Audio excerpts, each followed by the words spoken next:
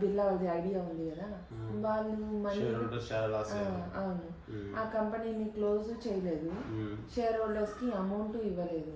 PE ratio formula ఏంటి? Market price by earnings per share. PE ratio 30 ఉన్నిందనుకో, 30 రూపీస్కి గాను మనం పెట్టిన ఒక్కొక్క 30 రూపీస్కి 1 రూపీ వస్తూ ఉంది అనేసి మీనింగ్ అనమాట. సో అన్ని సెక్టార్స్కి మనం పిఈ రేషియోని చూసి కొంటాము, బ్యాంకింగ్ ఇస్తాము. సో డెట్ ఎప్పుడు తక్కువ ఉన్న కంపెనీస్ కొనడం మంచిది. లేకపోతే పిఈ రేషియో ఎక్కువ ఉన్నాయి సెలెక్ట్ చేసుకున్నాం అనుకోండి, ఆ స్టాక్ కొని పెట్టేయడం వల్ల చాలా రోజులుగా మన పోర్ట్ఫోలియోలో ఆ షేర్ వాల్యూ పెరగకుండా అలానే ఉండడం, ఒకవేళ పెరిగినా మళ్ళీ మనం కొనిన ప్రైస్కి వచ్చి ఆగిపోవడం. హాయ్, నమస్తే.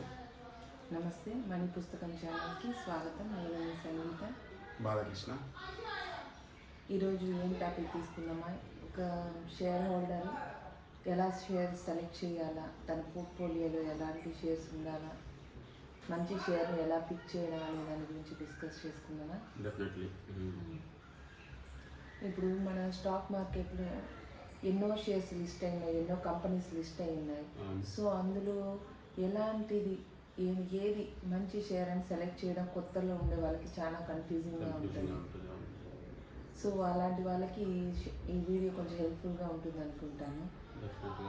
సో ఒక షేర్ని ఇప్పుడు మనం సెలెక్ట్ చేసుకున్నామంటే దానికి ఫస్ట్ ప్రమోటర్ ఇంటిగ్రేషన్ అనేది ఇంపార్టెంట్ అని నేను ఫీల్ అవుతున్నాను ఫస్ట్.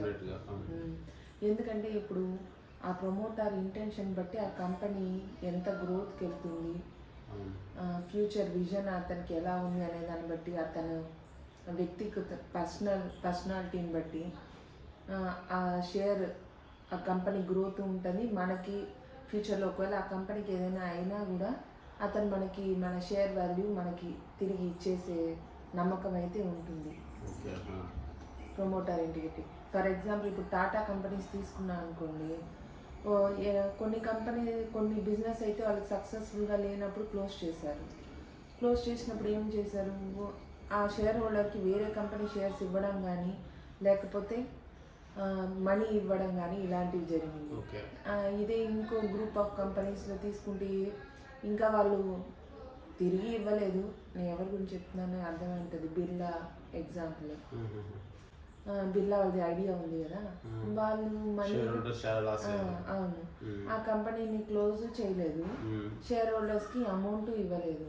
సో ఇందువల్ల ఏమవుతుంది, మనం ఎంతో కష్టపడి కొంచెం కొంచెం కూడబెట్టిన అమౌంట్ అంతా ప్రమోటర్ ఇంటిగ్రిటీ, పెద్ద కంపెనీ బిర్లా అనేది, కానీ ప్రమోటర్ ఇంటెన్షన్ ఏంటి, ఇంటిగ్రిటీ అనేది ఆడ దెబ్బతినడం వల్ల ఆ అమౌంట్ అంతా బ్లాక్ అయిపోయింది అన్నమాట.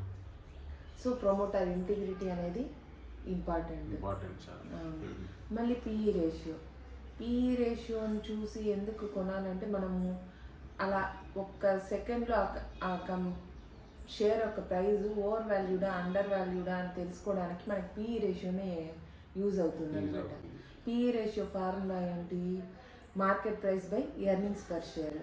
Market price divided by earnings per share వేయడం వల్ల మనకు వచ్చే రిజల్ట్ ఏ నంబర్ అయితే వస్తుందో, ఫర్ ఎగ్జాంపుల్ 8 వచ్చిందనుకో, ఆ 8 రూపీ మన 8 రూపీ ఇన్వెస్ట్మెంట్కి 1 రూపీ రిటర్న్ వస్తుంది, ఎర్నింగ్స్ వస్తుందని అర్థం. అదే ఒకవేళ పిఈ రేషియో 30 ఉన్నిందనుకో, 30 రూపీస్కి గాను మనం పెట్టిన ఒక్కొక్క 30 రూపీస్కి 1 రూపీ వస్తూ ఉంది అనేసి మీనింగ్ అనమాట. సో మనం పిఈ రేషియో చూస్తేనే కనిపెట్టేయచ్చు ఆ షేర్ ఓవర్ వాల్యూడా అండర్ వాల్యూడా అని చెప్పేసి. పిఈ రేషియో ఒక్కొక్క సెక్టార్కి ఒక్కొక్కలా ఉంటుంది. పిఈ రేషియో పర్సన్స్ ఎవరైతే ఉన్నారో వాళ్ళు రిస్క్ ఫ్యాక్టర్ని బట్టి పిఈ రేషియో ఇంత ఉండాలని డిసైడ్ చేసుకుంటారు. మోస్ట్లీ మనము ఏ సెక్టార్ అయినా కానీ బిలో 15 ఉన్న పిఈ స్టాక్స్ సెలెక్ట్ చేయడం మంచిది అనమాట. అలా ఉండడం వల్ల ఏమవుతుంది, ఆ స్టాక్ ఫ్యూచర్లో పెరిగేదానికి ఎక్కువ ఛాన్స్ ఉంటుంది అనమాట. లేకపోతే పిఈ రేషియో ఎక్కువ సెలెక్ట్ చేసుకున్నాం అనుకోండి, ఆ స్టాక్ కొని పెట్టేయడం వల్ల చాలా రోజులుగా మన పోర్ట్ఫోలియోలో ఆ షేర్ వాల్యూ పెరగకుండా అలానే ఉండడం, ఒకవేళ పెరిగినా మళ్ళీ మనం కొనిన ప్రైస్కి వచ్చి ఆగిపోవడం, ఇలాంటి ఛాన్స్ ఉంటుంది. అదే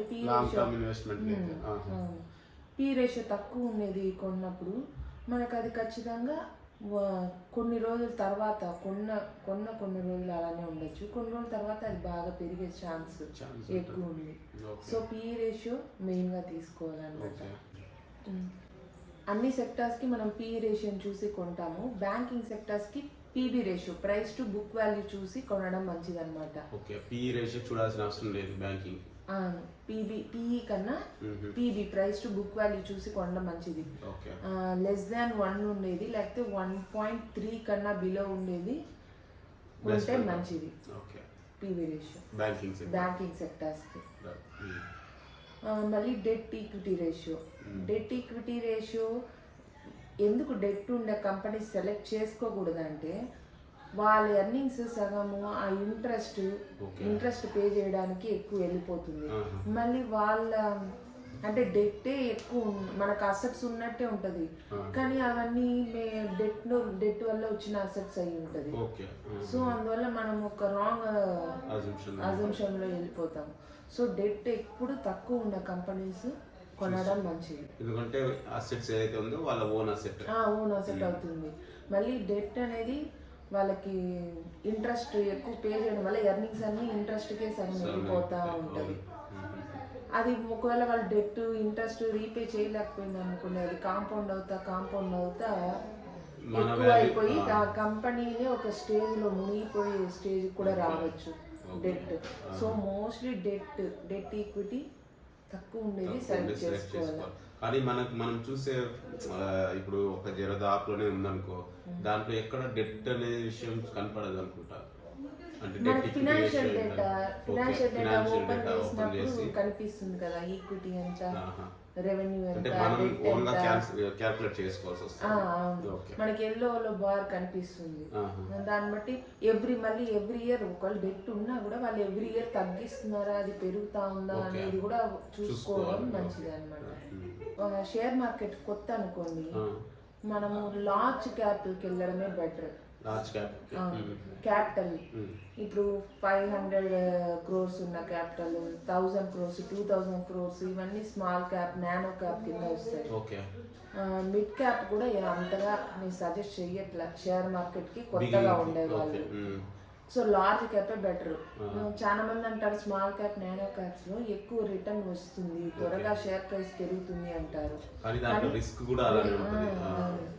రిస్క్ ఎందుకంటే మనకు ఆ ప్రమోటర్ తెలియదు, బిజినెస్ మోడల్ తెలియదు, ఆ బిజినెస్ వాళ్ళు ఎలా, ఒకవేళ అతనికే కూడా తెలియదు, ఆ ప్రమోటర్కే కూడా ఒక టెక్నాలజీ చేంజ్ వస్తే వాళ్ళ బిజినెస్ పడిపోవచ్చు, ఏమైనా జరగచ్చు. అందువల్ల మనం ప్రతి రూపీ ఎంతో కష్టపడి కూడబెట్టి పెట్టుకున్నాం, అది మనకి చిన్న ఇండస్ట్రీలో పెట్టి పోగొట్టుకోవడం ఎందుకు? ఒకవేళ ఏదో ఎక్కువ వస్తుందని ఆశపడి మొదటికి మోసం వస్తే. ఇంకొకటి నానో క్యాప్, స్మాల్ క్యాప్ వాళ్ళ క్యాపిటల్ తక్కువ ఉంటుంది కాబట్టి ఒకవేళ లాసెస్ వస్తే ఏ స్టేజ్ లోనే క్లోజ్ చేసి వెళ్ళిపోయే ఛాన్సెస్ ఎక్కువ ఉంటుంది. అదే లార్జ్ క్యాప్ లో అలాంటి ఛాన్సెస్ ఉండదు, ఎందుకంటే రెగ్యులేటరీస్ ఇవన్నీ ఉంటాయి కాబట్టి అంత ఈజీగా క్లోజ్ చేసుకోలేరు. మళ్ళీ వాళ్ళు లార్జ్ క్యాప్ కాబట్టి వేరే బిజినెస్ నుంచి క్యాష్ ఫ్లోస్ తెచ్చుకోవడం ఇలాంటివి చేసి బిజినెస్ ని ఎలా అయినా రన్ చేసేదానికి ట్రై చేస్తారు. సో మన క్యాపిటల్ అయినా మనకి వెనక్కి వచ్చే ఛాన్స్ ఉంటుంది. అందువల్ల ఎప్పుడు లార్జ్ క్యాప్ సెలెక్ట్ చేసుకోవడం అనేది మంచిది. మళ్ళీ ఇప్పుడు మనము నేనుగా ఒక స్టాక్ని ఏదైనా కొత్త స్టాక్స్ మార్కెట్లో చూసి మనం ఇప్పుడు ఫర్ ఎగ్జాంపుల్ జూడియో ఉంది, ఆ జూడియో మనం రెగ్యులర్గా మనం వెళ్ళి ఆడ బట్టలు కొంటా ఉంటాం, మనకు అర్థం అవుతా ఉండొచ్చు. బిగినింగ్లోనే చూసిన, ఇప్పుడు రేటు పెరిగిపోయింది జూడియో స్టాక్స్, బిగినింగ్లో చెప్తున్నా మనం ఆడ రెగ్యులర్గా వెళ్ళి డ్రెస్సులు కొంటున్నాం, డ్రెస్సులు అనేది ప్రతి ఒక్కరికి నెసెసిటీ, సో దానికి డిమాండ్ ఎక్కువ ఉంటుంది. మళ్ళీ మనకి నచ్చిందంటే చాలా మంది ఆ షాప్కి విజిట్ చేస్తున్నారంటే సో ఈ బిజినెస్ ఫ్యూచర్లో ఈ స్టాక్ పెరిగే ఛాన్స్ ఉంది అనేసి మనకి ఒక ఐడియా, అలా విజన్తో చూడడం మొదలెట్టాలి మనం మార్కెట్లో వెళ్ళేటప్పుడు. ఫర్ ఎగ్జాంపుల్ ఇప్పుడు డీమార్ట్కి ప్రొవిజన్స్ అందరూ కొనడానికి డీమార్ట్కి ఎక్కువ వెళ్తున్నారు, అతని స్ట్రాటజీ వర్కౌట్ అయ్యింది. లో కాస్ట్ రా మెటీరియల్ అండ్ లో కాస్ట్తో డైరెక్ట్ మిడిల్ మ్యాన్ అంతా ఎలిమినేట్ చేసి డైరెక్ట్ మ్యానుఫ్యాక్చర్ టు కన్జ్యూమర్కి సప్లై చేస్తున్నారు. సో ఈ బిజినెస్ మోడల్ వల్ల ఎక్కువ మంది తక్కువ కాస్ట్ ఉందని ఆడే వెళ్ళి కొంటున్నారు. సో ఈ బిజినెస్ క్లిక్ అవ్వడానికి ఛాన్స్ ఉంది అనేసి మనకు కొన్ని అలా తెలుస్తూ ఉంటుంది. సో ఇలాంటి స్టాక్స్ని మనం మన మన ఓన్గా మనం అబ్జర్వ్ చేసి పిక్ చేసుకోవాలి. ఇప్పుడు ప్రతిరోజు మన ఇళ్ళల్లో ఖర్చు ఏమొస్తుంది, ఫుడ్, తర్వాత బట్టలు, తర్వాత పెట్రోల్, పవర్, ఇలాంటివి. ఇప్పుడు for example mobile recharge, net, technology. So ఇలాంటివి మనం ఎవ్రీ మంత్ ఇలాంటి ఎక్స్పెండిచర్ ఉంటాయి కదా, అలాంటి స్టాక్స్ ని మంచి ప్రమోటర్ గా ఉండేది చూసి సెలెక్ట్ చేసుకోవడం ఒక చిన్న టిప్. ఎలా సెలెక్ట్ చేసుకోవడం అనేది. సో ఇలాంటి మైండ్ లో పెట్టుకొని మంచి స్టాక్ ని సెలెక్ట్ చేసుకొని మంచి పోర్ట్ఫోలియో బిల్డ్ చేసుకోవాలని కోరుకుంటున్నాను. గ్రేట్. అంటే ఇది ఒక గ్లాన్స్ గా త్వరగా ఎలా మన స్టాక్ పిక్ చేసుకోవడం అనేది ఒక 5 పాయింట్స్ గా చెప్పినాం. ఓకే, గ్రేట్, బాగుంది. వీడియో నచ్చినట్టయితే లైక్ చేయండి, ఏదైనా డౌట్స్ ఉంటే కమెంట్ చేయండి, అండ్ తప్పకుండా షేర్ చేయండి. సబ్స్క్రైబ్ చేయడం మర్చిపోకండి. Thank you very much.